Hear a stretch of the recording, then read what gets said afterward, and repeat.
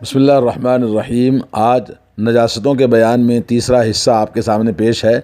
یہ بتایا گیا تھا کہ پیشاب پاخانے کے راستے سے جو بھی چیز نکلتی ہے وہ نجس ہے، ناپاک ہے، اور اس میں ایک چیز ہے ودی۔ ودی کہتے ہیں وہ سفید پانی جو پیشاب کے بعد میں آدمی سے نکلتا ہے، چاہے مرد ہو یا عورت ہو، اور اس کو جب نکلتا ہے تو شرمگاہ دھو لینا کافی ہے، اور اس کے بعد وضو بنا لیں۔ اگر بدن پر لگا ہے تو بدن کو دھو لینا چاہیے۔ اس کا نام ودی ہے، جو لیزدار اور سفید ہوتا ہے، لیزدار نہیں ہوتا بلکہ پیشاب کے بعد میں کبھی کبھی جلن کے ساتھ آتا ہے، اس کو ودی کہتے ہیں۔ اسی طرح سے ناپاک چیزوں میں سے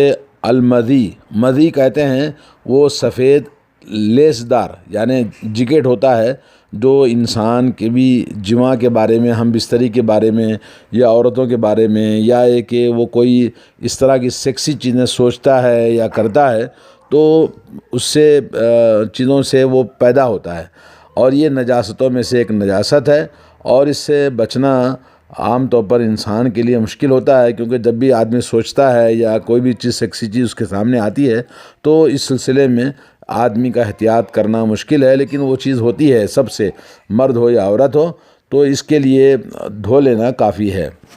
شریعت نے اس کے لیے غسل نہیں رکھا ہے، بلکہ آپ اس کو شرمگاہ کو اور شرمگاہ کے ساتھ میں جو پوتے ہیں اس کو بھی دھونا ہے، اور اسی طرح سے دھونے کے بعد جسم کو لگے تو جسم کو دھو لینا، اور اس کے بعد وضو بنا لینا، جیسا کہ نبی کریم صلی اللہ علیہ وسلم کی حدیث ہے، فَلْيَغْسِلْ ذَكَرَهُ وَأُنْثَيَيْهِ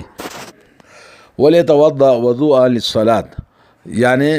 اگر کسی کو مذی خارج ہو تو اپنی شرمگاہ دھو لے اور اپنے پوتوں کو دھو لے، اور اس کے بعد میں اب نماز کے لیے جیسے وضو بناتے ہیں ویسے وضو بنا لے تو پھر اس کے لیے پاک ہو جاتا ہے۔ اگر جسم کو لگا ہے یا کپڑے کو لگا ہے، آپ کو پتہ ہو، تو اس کو بھی دھونا ضروری ہے، اور چاہے وہ اسی طرح سے کبھی کپڑوں کو لگتا ہے لیکن پتہ نہیں چلتا ہے، تو اس سلسلے میں یہ کہا کہ پانی کے چھینٹے دے لیں تو وہ بھی کافی ہو جائے گا، جیسا کہ حضرت سہل بن حنیف رضی اللہ تعالیٰ عنہ کی حدیث آتی ہے، اور اس پر دلالت کرنے والی یہ حدیث حضرت سہل بن حنیف کی ابو داؤد، ترمذی اور ابن ماجہ کے اندر آئی ہے، اور شیخ البانی نے اس حدیث کو صحیح قرار دیا ہے، جو سنن ابو داؤد کے اندر موجود ہے۔ اور پیشاب کے راستے سے نکلنے والی چیزوں میں ودی اور مذی کے بعد منی ہے، جو کہ انسان کے جسم سے لذت کے ساتھ اور اچکتے ہوئے باہر نکلتی ہے، جس سے غسل واجب ہوتا ہے، اور یہ فی نفسی ہی منی جسم کا ایک حصہ اور پاک ہے، لیکن اس کے لیے دھونا اور غسل کرنا واجب ہے۔ اور منی اگر جسم کو لگے یا کپڑے کو لگے تو اس کو دھونا جب کچی ہو اور گیلی ہو۔ اگر وہ منی کپڑے کو لگنے کے بعد خشک ہو جائے تو اس کو رگڑ کے بھی صاف کیا جا سکتا ہے، جیسا کہ حضرت عائشہ رضی اللہ تعالی عنہا کی حدیث ہے، فرماتی ہیں کہ اذا انہا قالت لرجل یغسل ثوبہ من المنی، منی اگر کپڑے کو لگے تو دھویا جائے۔ حضرت عائشہ رضی اللہ تعالی عنہا نے کہا انما کان یجزئک اذا رأیتہ ان تغسل مکانہ، آپ کپڑے میں پورا کپڑا دھونے کی ضرورت نہیں، پورا کپڑا ناپاک نہیں ہوتا ہے، بلکہ جتنے کپڑے پہ لگی ہے اتنے کپڑے کو دھو لینا کافی ہے۔ اور جب کپڑا اگر کپڑے کو لگنے کا یقین نہیں ہے، کپڑا اس سے دور ہے، یعنی منی کپڑے کو نہ لگی ہو، صرف شک ہے کہ ہو سکتا ہے لگی ہو لیکن کوئی اثر نظر نہ آئے، تو ایسی صورت میں صرف پانی کے چھینٹے دے لیں کافی ہے۔ اور کہتی ہیں کہ جیسا کہ تم جانتے ہو کہ میں رسول کریم صلی اللہ علیہ وسلم کے کپڑے سے منی کو کھرج دیتی تھی، اور اسی کپڑے میں رسول اللہ صلی اللہ علیہ وسلم نماز پڑھا کرتے تھے، جیسا کہ صحیح مسلم کی حدیث ہے۔ ایک اور روایت میں کہتی ہیں کہ وَإِنِّي لَأَحُكُّهُ مِنْ ثَوْبِ رَسُولِ اللَّهِ صلی اللہ علیہ وسلم يَابِسًا بِظُفْرِي، میں رسول کریم صلی اللہ علیہ وسلم کے کپڑے سے منی کو کھرج دیتی تھی، جب وہ خشک ہو جاتی تو اپنے ناخن سے صاف کر دیتی، اور یہ حدیث بھی صحیح مسلم کے اندر آئی ہے۔ اور حضرت عائشہ رضی اللہ تعالی عنہ کہتی ہیں کہ رسول اللہ صلی اللہ علیہ وسلم منی کے خارج ہونے سے آپ غسل فرماتے تھے، ثم یخرج للصلاة، پھر آپ نماز کے لیے جاتے اسی کپڑے میں جس میں آپ نے ہم بستری کیا تھا، اور میں آپ کے کپڑے میں منی کے دھونے کے اثر کو دیکھتی تھی، یعنی مطلب یہ کہ پورا کپڑا دھونے کی ضرورت نہیں، جتنے کپڑے پہ آدمی کی منی لگی ہے اتنے کپڑے کو دھو دینا کافی ہے، اور یہ حدیث بھی صحیح مسلم کے اندر آئی ہے۔ اور نجس ناپاک چیزوں میں نمبر 8 ہے الجلالہ۔ جلالہ کہتے ہیں وہ جانور جو گندگی کھاتا ہے، اور ایسے جانور کو جب وہ گندگی کھانے والا ہو تو اس کو کھانا ذبح کرنا جائز نہیں، اگرچہ کہ وہ حلال جانور ہے، جیسے مرغی ہے یا گائے بھینس وغیرہ ہیں تو یہ ان کو حلال کر کے کھا سکتے ہیں، لیکن جو جلالہ ہو یعنی گندگی کھانے کی عادت پڑی ہے، تو مرغی ادھر ادھر گندگی کھاتی ہے یا بھینس گائے وغیرہ گندگی کھاتے ہیں، تو ان کا گوشت اور ان کا دودھ پاک ہے جب ان کو باندھ دیا جائے، یعنی ان کو باندھ کر اتنا مدت ان کو رکھی جائے کہ جس سے ان کے جسم کے اندر پاکی پیدا ہو، جیسا کہ حضرت عبداللہ بن عمر رضی اللہ تعالیٰ عنہما کی حدیث ہے کہ رسول کریم صلی اللہ علیہ وسلم کے بارے میں فرماتے ہیں، نہا رسول اللہ صلی اللہ علیہ وسلم عن لحوم الجلالۃ والبانھا، نبی کریم صلی اللہ علیہ وسلم نے جلالہ کے گوشت اور اس کے دودھ کے استعمال کرنے کو منع فرمایا ہے، اور یہ حدیث ابو داؤد کے اندر موجود ہے، باب النہی عن اکل الجلالۃ والبانھا۔ یہ باب امام ابو داؤد نے اور ترمذی نے اور اسی طرح سے ابن ماجہ میں یہ حدیث موجود ہے، اور علامہ البانی نے ارواء الغلیل میں اس حدیث کو بیان کیا کہ جو اس کو کتنا باندھنا چاہیے، کتنے دیر اس کو باندھ کے رکھیں تب کہ اس کا دودھ اور اس کا گوشت پاک ہو، حلال ہو۔ تو حضرت عبداللہ بن عمر رضی اللہ تعالیٰ عنہ کہتے ہیں کہ جب وہ جلالہ کو کھانا چاہتے تھے، جیسے مرغی وغیرہ ہے، تو اس کو 3 دن باندھ کے رکھتے تھے، 3 دن باندھ کے رکھنا، جیسا کہ انہ کان یحبس الدجاجۃ الجلالۃ ثلاثا، کہ مرغی کو کھانے کے لیے 3 دن باندھ کے رکھتے تھے۔ اور اسی طرح سے نہا عن الجلالۃ فی الابل، اور اونٹ بھی گندگی کھاتا ہے تو ایسے اونٹ کو بھی ذبح کر کے اس کا گوشت کھانے سے، اس کا دودھ پینے سے آپ نے منع فرمایا، اور اسی طرح اس پر سواری کرنے سے بھی منع فرمایا، ان یرکب علیہا ویشرب من البانھا، جو جلالہ یعنی گندگی کھانے والے اونٹ ہوتے ہیں ان سے بھی آپ نے ان کا دودھ پینے اور ان پر سواری کرنے سے آپ نے منع فرمایا ہے، اور یہ بھی سنن ابو داؤد کے اندر حدیث موجود ہے۔ گندی اور نجس چیزوں میں سے چوہا ہے۔ جب چوہا کسی فی نفسی چوہا تو گندا ہے، لیکن چوہا جس چیز میں گر جائے وہ بھی گندا ہو جاتا ہے، جیسے گھی میں یا تیل میں یا کسی کھانے پینے کی چیزوں میں گر جائے تو چاہے وہ چیز بہنے والی سائل ہو یا جامد ہو، نہ بہنے والی ہو، تو اس کے اندر گرنے سے چوہا خود گندا ہے اور نجس ہے، تو اس کے اندر جس کے اندر گر جاتا ہے اس کو بھی نجس کر دیتا ہے۔ تو جو چیز اگر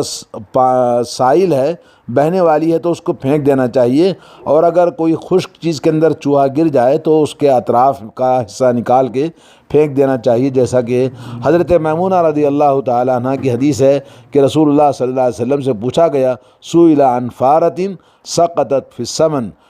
پوچھا گیا کہ چوہا اگر گھی میں گر جائے تو اس کو کیا کرنا چاہیے، تو اللہ کے نبی صلی اللہ علیہ وسلم فرمایا القوها وما حولها، تو چوہا نکال کے پھینک دو، اور اس کے اطراف میں جو نیچے تک متاثر نہیں ہے تو اطراف کا جو حصہ ہے وہ بھی نکال کے فاطرحوها وکلوا سمنکم، تو اطراف کا حصہ اور اس کے نیچے کا حصہ نکال کے پھینک دو، اور باقی تم اپنے گھی کو استعمال کر سکتے ہو۔ یہ حدیث صحیح بخاری کے اندر موجود ہے۔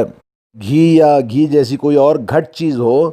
پتلا ہوگا، اس کا ذائقہ بدل جائے، اس کا رنگ بدل جائے، یا اس کے اندر بو آ جائے، تو پورا کا پورا پھینکنا لازم ہے۔ اور جو چیز جیسے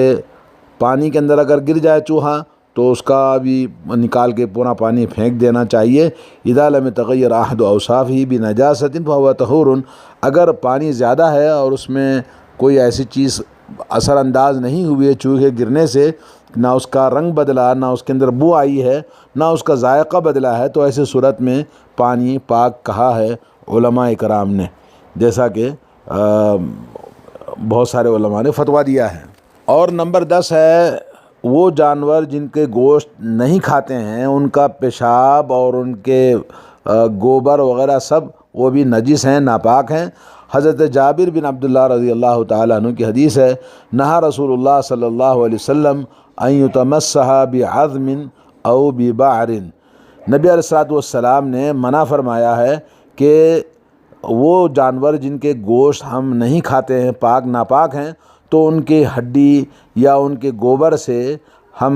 کوئی بھی صفائی نہیں کر سکتے۔ جیسے حمام وغیرہ کے لیے ممکن ہے کبھی استعمال کرنے کی ضرورت پڑے، تو بولے آپ صلی اللہ علیہ وسلم نے اس سے منع کیا ہے، اور یہ صحیح مسلم کی حدیث ہے۔ اور اسی طرح سے نبی کریم صلی اللہ علیہ وسلم ثابت ہے، امتنع من الاستجمار بالروث، نبی علیہ الصلوۃ والسلام نے گوبر سے استجمار یعنی حمام کے لیے گوبر کا استعمال کرنا آپ نے منع فرمایا، اور کہا کہ ھذا رکس، یہ ناپاک ہے یعنی نجس ہے، اور یہ حدیث صحیح بخاری کے اندر موجود ہے۔ اور اسی طرح سے جو جانور جن کے گوشت کھانا حلال ہے، ان کے پیشاب اور ان کے گوبر وغیرہ وہ پاک ہیں، جیسا کہ نبی کریم صلی اللہ علیہ وسلم سے صحابہ کرام نے پوچھا اونٹ کا پیشاب پینے کے تعلق سے، تو آپ صلی اللہ علیہ وسلم نے حکم دیا تھا کچھ لوگوں کو، جب وہ بیمار ہوئے تھے تو ان کی بیماری کو دور کرنے کے لیے، جیسا کہ بخاری کے اندر امام بخاری رحمۃ اللہ علیہ نے کتاب الوضو میں باب باندھا ہے، باب ابوال الابل والدواب والغنم ومرابضها، یعنی اونٹ کا پیشاب اور ان کے چراگاہ اور بکرے کا چراگاہ وغیرہ سب پاک ہیں، جیسا کہ امام بخاری نے باب باندھا ہے۔ اور اسی طرح سے نبی کریم صلی اللہ علیہ وسلم کان النبی صلی اللہ علیہ وسلم یصلی فی مرابض الغنم قبل ان یبنى المسجد، نبی علیہ الصلوۃ والسلام مسجد نبوی کا تعمیر ہونے سے پہلے، بنائے جانے سے پہلے، آپ کبھی جو باڑ ہوتی ہے بکروں کی، اس میں آپ نماز پڑھتے تھے۔ جی، یہ حدیث متفق علیہ ہے، اور اس میں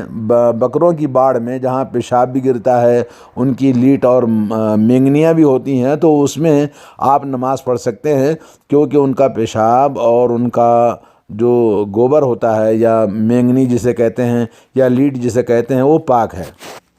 یہ کچھ نجاستیں تھیں جو آپ کے سامنے بیان کی گئیں، انشاءاللہ پھر سلسلے وار کل آپ کو پھر بتائیں گے مزید نجاستوں کے بارے میں۔ اللہ تعالی ہم سب کو ہر طرح کی عقیدے کی اور جسمانی اور ہر طرح کی نجاستوں سے پاک رہنے کی توفیق عطا فرمائے۔ اور اگر کوئی بھی سوال آپ کے اندر پوچھنے کی بات ہو تو آپ پوچھ لیں، اور تاکہ طہارت بہت ہی اہم ہے، جسمانی ہو، روحانی ہو، قلبی ہو،